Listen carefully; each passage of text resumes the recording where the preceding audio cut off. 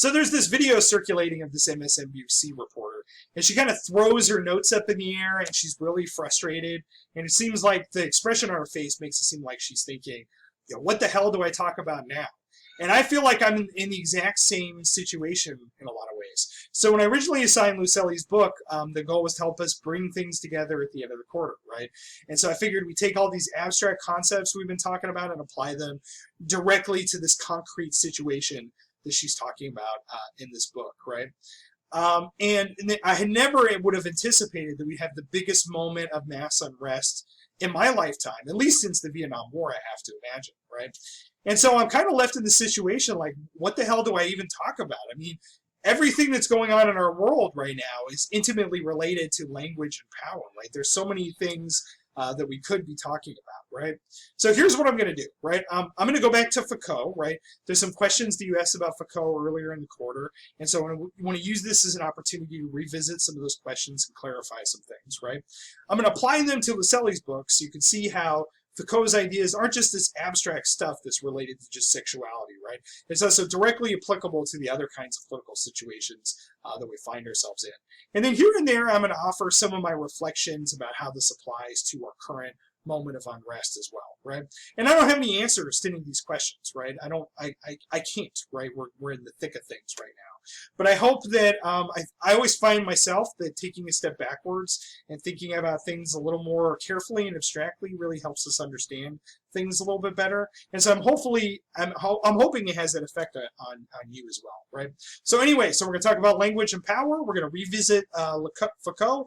We're going to talk about the border situation, and most importantly, we're going to talk about this beautiful and haunting book by Valeria Luiselli, Tell Me How It Ends, an essay in 40 questions. So let's go ahead and get started.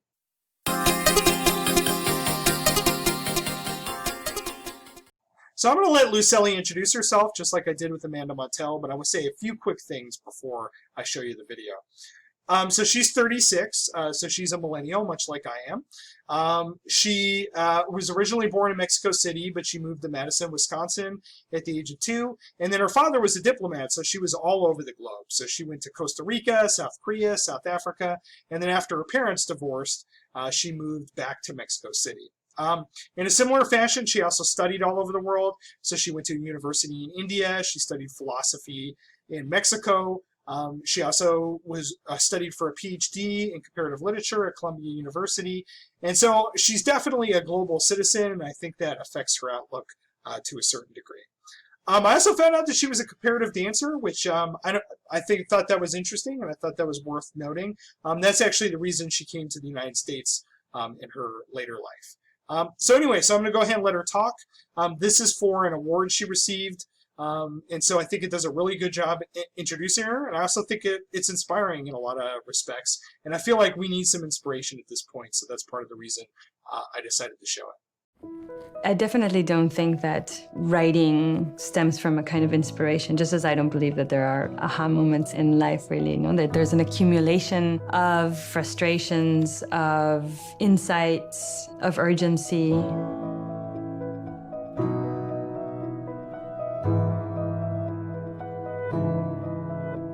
I was born in Mexico City, and I arrived in the US when I was 25. As a child, we were constantly moving from country to country. I felt in a constant state of being displaced. I found in writing a way to root. I started seeing the way in which Hispanics were treated as kind of second-class citizens. They're not a foreign presence. They've been here ever since the country became the country that it is today.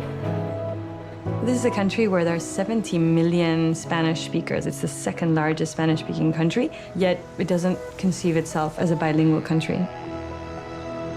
In 2014, the newspapers and radio started announcing an immigration crisis. It was very wrongly focused on national security and not on human rights. When that was announced in 2014, I could not think about anything else. I have tried to find ways to make sure that my work addresses the situation of constant injustice that most of the people in my community face. I move between fiction and nonfiction when I'm making, and I write fiction through documentary practices.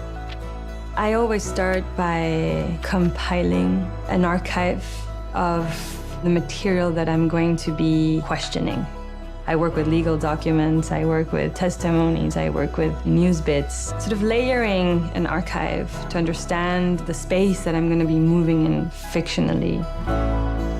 We have so many examples of previous diasporas and migrations in which it was not until the people that lived them and wrote about them that there was the beginning of some kind of historical healing process.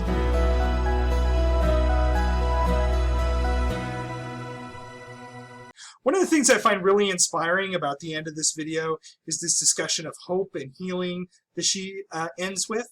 And I think that's one of the things that's really difficult to see when we're mired in this current political moment, right? Things are awful in the world around us right now, and it sort of seems like it's always going to be that way. But I want to make it clear that it's not, right? Things are going to change. Some things are going to get better. Some things are going to get worse. I think that's inevitable, right?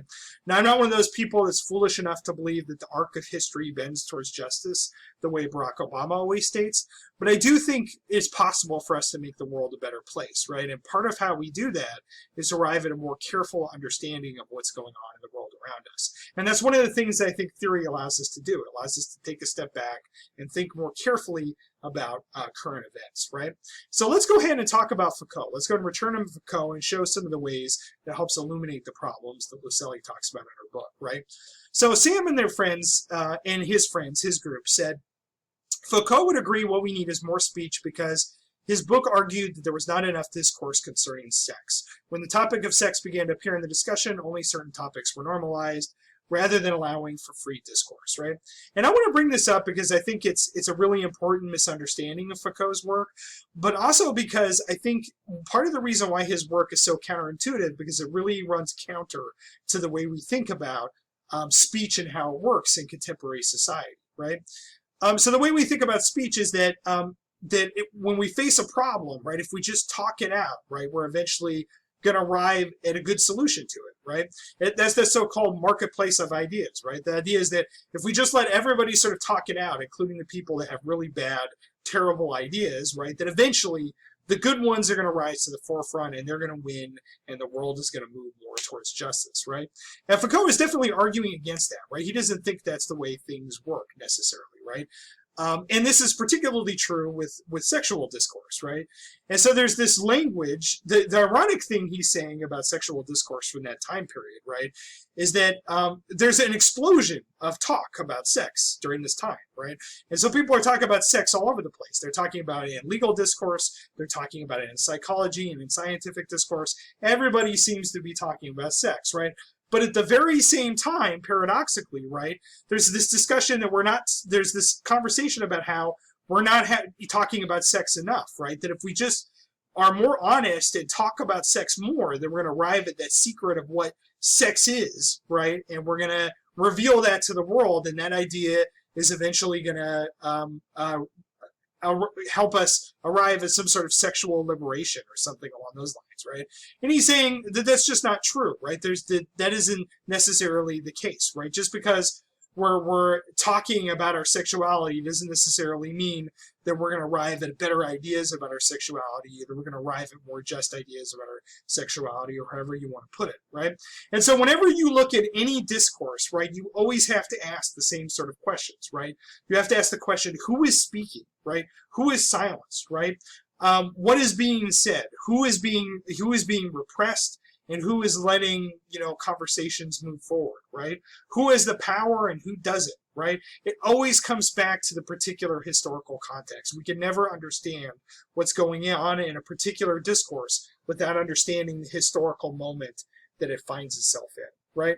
And that brings us to, the questions that we should be thinking about in this book, right? So when we're looking at the issue of what's going on at the border and how we're dealing with these child immigrants that are coming into our country and so forth, we're going to ask ourselves the same questions, right?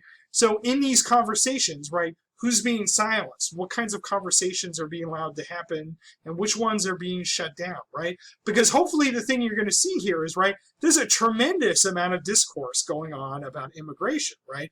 I mean, this freaking interview that she's doing asks the people 40 questions, right? That's a tremendous amount of information that's being gleaned about the subjects, right? But that information is of a very particular sort, and it's being translated into this legal discourse that only allows a certain limited amount of things to be brought to the forefront, right? So a good example of this is on page 49, and I'm just going to read a short little section here. She says, 17 and 18 refer to family members who may act as sponsors, or the people under whose care the children might now live. Do you have any other close family members who live in the U.S.? Immigration status. The immigration status of family members is always undocumented. This, of course, means that presenting themselves in the court in the company of a sponsor exposes other members of their family to a system that they have been dodging, sometimes for decades. This guilt weighs on some children noticeably. Many ask during their interviews if their guardians will now be at risk for deportation. The new situation creates tensions and complications within families. Sponsors have to give all their details when the children are screened, from the names to their exact addresses. They suddenly find themselves in a position of utter vulnerability, right? So you see all these questions of like discourse and power being raised here, right? And so people are being allowed to talk, right? But the things they're sharing are putting things, making people vulnerable, opening them up to persecution in a lot of respects, right? And at the same time, there's silencing that's going on here too, right? Because inevitably, when people are placed in this kind of situations, there's things that they're not going to share about their life stories that are tremendously important, right? And so just like with sexual discourse, those are the questions we need to ask, right? So who has the power in this situation? Who is talking? Who isn't? And what does that say about the world that we find ourselves in, right? And so I think one of the things that you should be getting from Foucault is the method, right? The method that he's going about and analyzing this particular situation, because it's a tremendously powerful approach and one that you can apply to numerous different situations that you may find yourself in. So Becky says, you said in your video that Foucault's argument ties into the managing of bodies, and I'm confused as to how it relates to specific management. For me, managing bodies brings to mind arguments of abortion, and I can see how power is implicated in the discourse of sex. But could you explain a bit more about the specific management language used in the discourse, right? And so one of the things that Foucault is making clear here is this is the insidious way that democratic societies control people, right? They do it through these discourses that get in our heads and control not just how we think about things, but also our bodily reactions to things, right? Which I understand why you turn to abortion here, because that's very much a surgical procedure that invades the body in a very concrete way, right? But he's talking not just about that, but also about emotions, feelings, anger, sexual pleasure, fear. All this sort of stuff is wrapped up in what we mean by bodies as well, right? And it's a little abstract when we're talking about sexual discourse here, but I think it's really clear when we're talking about the immigration language in Luiselli's book, right? So at the very end, she's talking about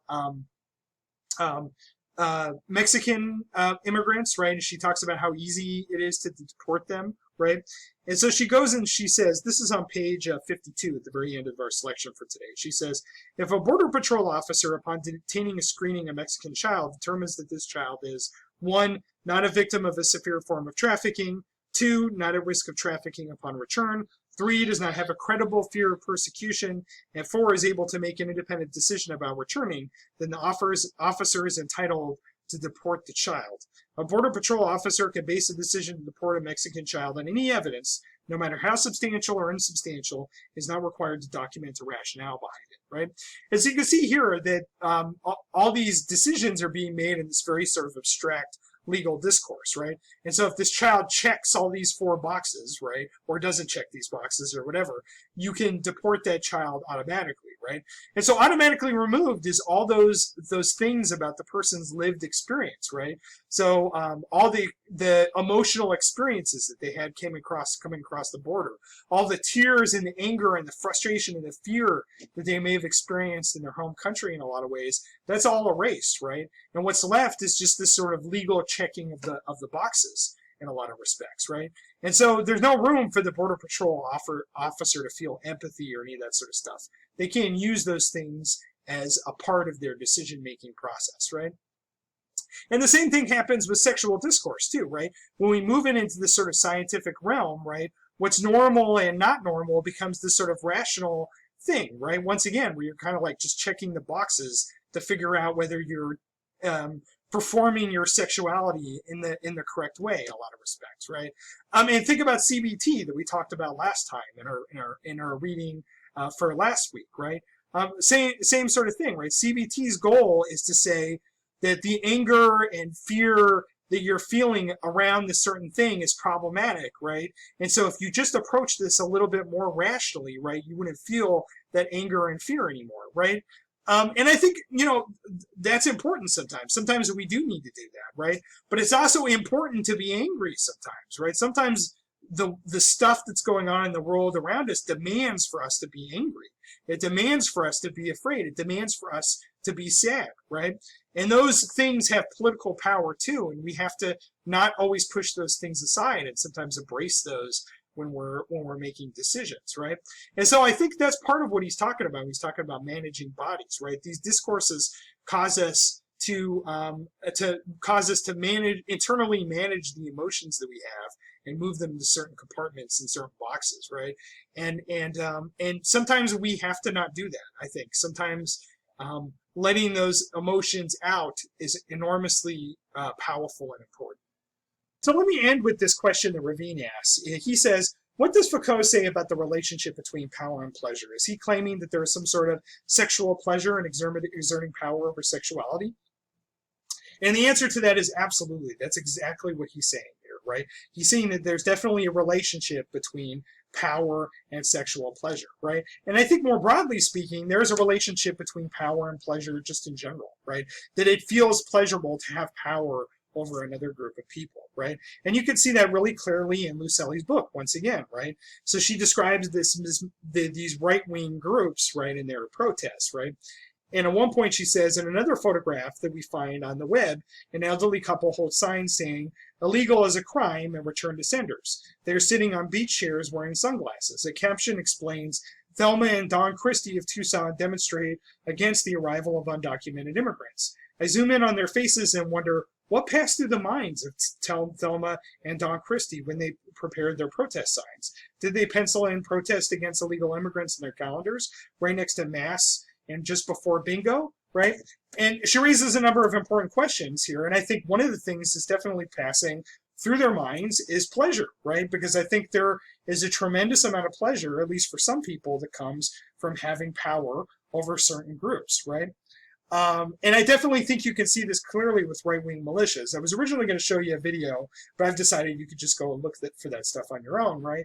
But you watch like right-wing militia groups where they dress up in these army fatigues and carry around guns and march around the border talking about how they're saving their country and all that sort of thing. You can't help but notice that there's a tremendous amount of pleasure that they're deriving from this particular position, right? And does that also come into play with certain police officers? And I want to emphasize that this is a small group of them, right? But there's certainly some of them that feel this way as they exert power over, black bodies, brown bodies, whatever, right? And I have to say, I think so, right? I certainly think that's part of why we see these things continue to occur, right? That there's pleasure that comes from having that kind of intoxicating power that comes from being a police officer. That's part of why we need to be so careful when we select people to have that all-important role in our society, right? And I think it would be foolish to say that this doesn't spill over to sexuality too. It definitely does, right? There is a certain amount of sexual pleasure that comes from these sort of unequal power relationships that we see in the world around us, right? And so you can see that really clearly in movies like this Secretary, right? And I don't remember who stars in this. You can look up the description in IMDb, right? But basically the whole movie is about a privileged male boss exerting sexual control over a underprivileged female secretary, right? And both of these people in this arrangement get a lot of power from this situation, right? And I think if we had to be honest, that we see this all the time in the world around us. Now, I didn't talk about that in the previous video because it's kind of uncomfortable to talk about, right? But I think, of course, it's nonetheless true, right? And so hopefully this gave you some insight into what Foucault is trying to say, and also how these concepts can really help us understand the world that we find ourselves in, right? I think I see, when I'm watching these protests, I see Foucault operating behind the scenes of everything that's going on, right? And I'm hoping you will see the same things too, right? We're gonna, there's one video left. I'm gonna talk about the latter half of Luiselli's book. I hope you enjoy reading the rest of it. I think it's a real beautiful piece, and I will see you then.